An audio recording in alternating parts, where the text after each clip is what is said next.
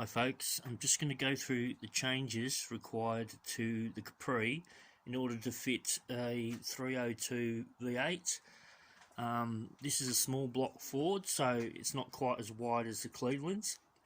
The Clevelands are a lot wider, and you have to move your brake booster in order to get that to fit. Just basically, the only changes you really need to make to the body is to accommodate the radiator. This is a Mark III. A Mark I is slightly different.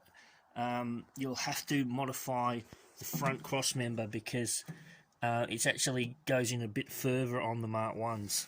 But on the Mark III, it's actually slightly further out, and it's enough to miss the pulley on the front. You have to get, I think these are Mustang pulleys, and you have to have a water pump that moves out to this side. If you don't have that, then you're going to have to modify the front, this cross member section.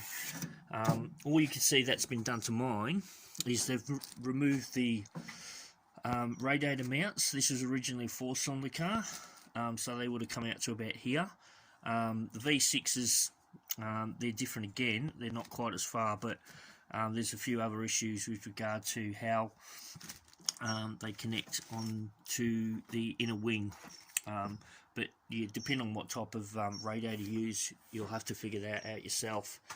The Mark Is also go further in, so you depend on how you mount your radiator. Some people mount them further into the front, so they stick out down the bottom. That's probably the best bet. Because you need a big radiator in these cars, because these things get really hot, particularly in Australia. Obviously I'm in the UK, so it's not such an issue, but the bigger the radiator, better usually.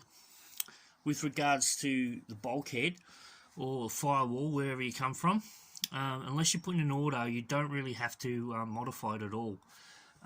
This is running a T5 5-speed, with the bell housing is down here, yet to be put in, but that clears. There's no clearance issues whatsoever.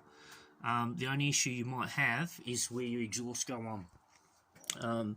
Now you have to custom make your exhaust. I'll show you in another video. I've not got to that stage yet.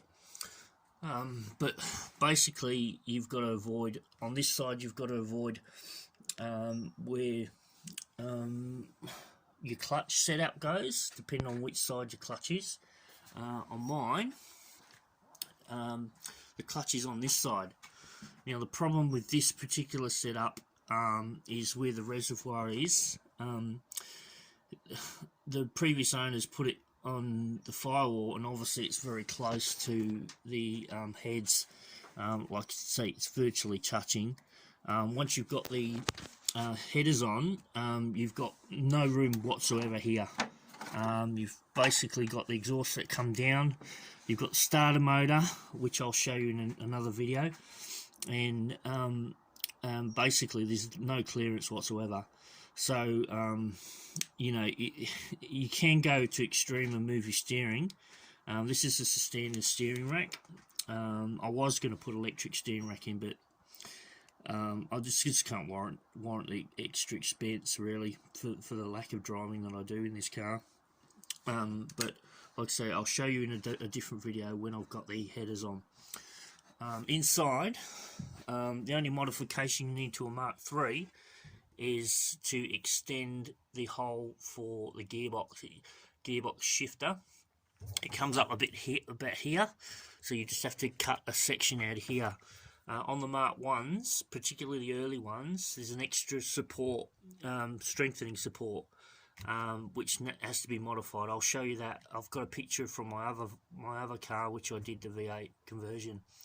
Other than that, in terms of modifications, you really only have to do is strengthening.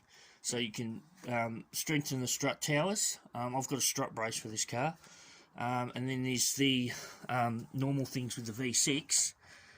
This is a V4, a 4-cylinder, so it hasn't got the strengthening that V6s has got.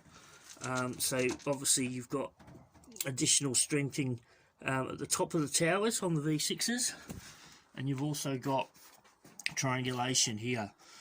That would probably be a minimum if you're going to put a Windsor with a bigger horsepower. This is pretty much bog standard as far as I know. In terms of performance, it's probably no better than a very worked V6 currently. I'm not planning on putting a bigger engine in it, so like basically this one will be just a road car. So I'm not planning on doing any additional strengthening.